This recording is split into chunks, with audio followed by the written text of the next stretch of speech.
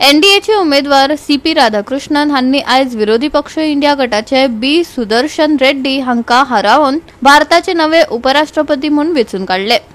मंगळारा जाल्ले उपराष्ट्रपती पदाचे वेंचणुकेत राष्ट्रीय लोकशाय आघाडीचे एनडीए उमेदवार सीपी राधाकृष्णन हांका 452 मतां मेळ्ळी, जाल्यार विरोधी उमेदवार बी सुदर्शन रेड्डी हांका 300 मतां मेळ्ळी।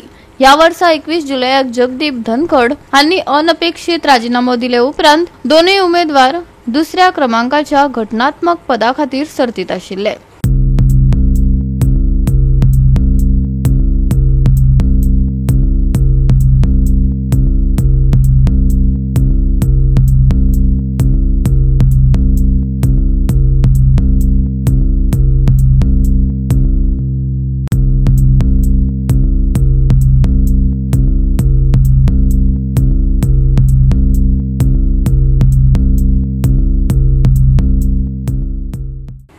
प्रधानमंत्री नरेंद्र मोदी, काँग्रेस फुडारी मल्लिकार्जुन खरगे, सोनिया गांधी आणि राहुल गांधी हांनी सगळ्यात पयलीं मतदान केले आणि उपराष्ट्रपती पदाचेर वेंचणुके खातीर आयज संसद भवनात मतदान जाले।